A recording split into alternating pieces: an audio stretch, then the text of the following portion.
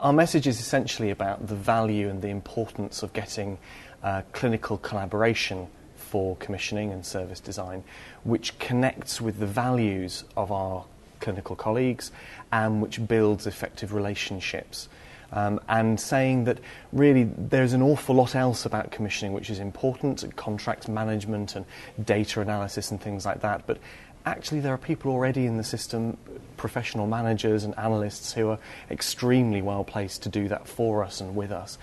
The real job for clinicians, particularly at this preparation time to take the reins in commissioning in this time of transition, is for us to connect with the values of our colleagues and to build the right kind of relationships which are going to see us right through the process of evaluating what our patients and communities need, designing the right kind of services for them, delivering and evaluating those services, and making some of the tough choices we've got to make along the way too.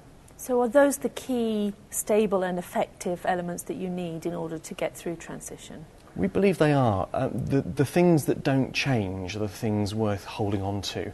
And they're also very good foundations on which you can build processes and structures which can be variable. They can change over time. It's fine for us to experiment at this time of transition with exactly how you do governance or exactly how you should build a decision-making team. What doesn't change, though, is the values of connecting with, serving a local population, putting patient needs before the needs of the service, understanding population health, and then the importance of the relationships which are clinically based, collaborative, working across sectors, joining together, because the kind of care our patients and communities need is cohesive care, and so the best way to design that care is collaboratively between primary care, secondary care, community care colleagues, and the relationships you need to get that done well are really well worth investing in, and the Centre for Commissioning at the Royal College of GPs would encourage people to be doing that now, to get those foundations in place before we run off doing some of the other things which are important but we would argue come later, like resource allocation and looking at the budget and contracts management. They're really important pieces of the jigsaw, but we would say first get the really important stuff about values and relationships right before you move on. You coach GPs in change leadership. Are they all naturally good at it? I would say we're as variable in our skills in that regard as we are in everything else. It's one of the fun things about being a GP is that we are so heterogeneous. So what do you do if the new consortia don't have the right skills base in order to get through that?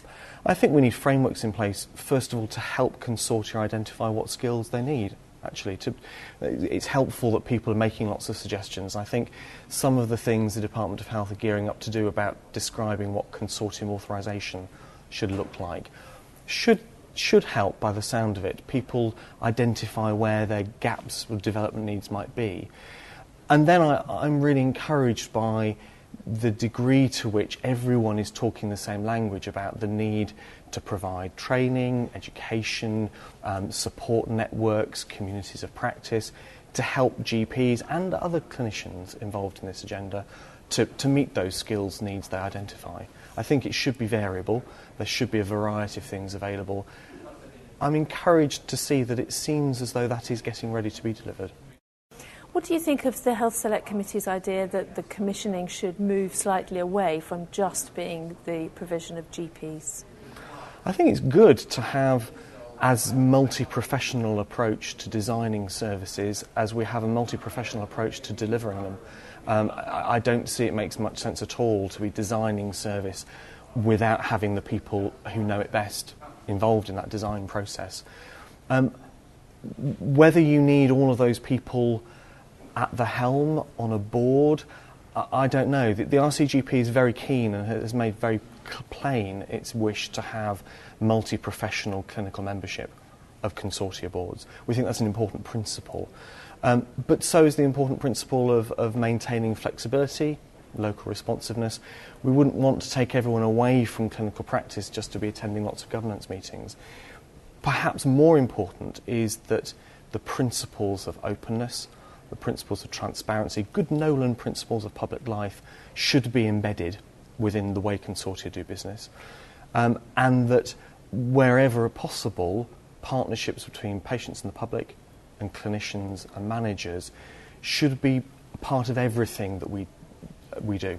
The RCGP has also said that the NHS could be damaged irretrievably by the reforms. Speaking as an individual GP, do you feel positive about the future of the NHS now under this present reform process? I think there are some big challenges for us, and I think I'm on record months ago as saying this seemed like one of the most ambitious and inevitably therefore one of the most risky things to try to do. To change the NHS is always a risky thing to do. I'm very optimistic as I speak to colleagues in primary, secondary and community care about the extent to which they want to be shaping the local NHS.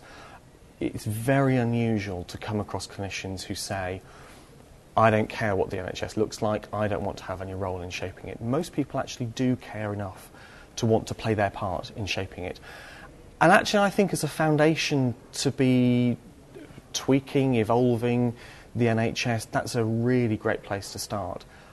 The way you do it clearly needs to be done very carefully to avoid some of the very real concerns that not just the RCGP but other organisations have about some of the details of how it's done, how accountability is enacted, how we make sure that in changing some parts of the system we don't disadvantage particularly the most vulnerable people in society. So we have big concerns about geographical boundaries. But as a GP, as someone who I care about my own patients, my own community, actually most of my colleagues do too. Well, all of them do care, and most of them want to be involved in shaping the future. So I think I am, on a personal level, cautiously optimistic that we can make this work if we address these pretty big concerns. Dr. Robert Varnam, thank you. Thank you.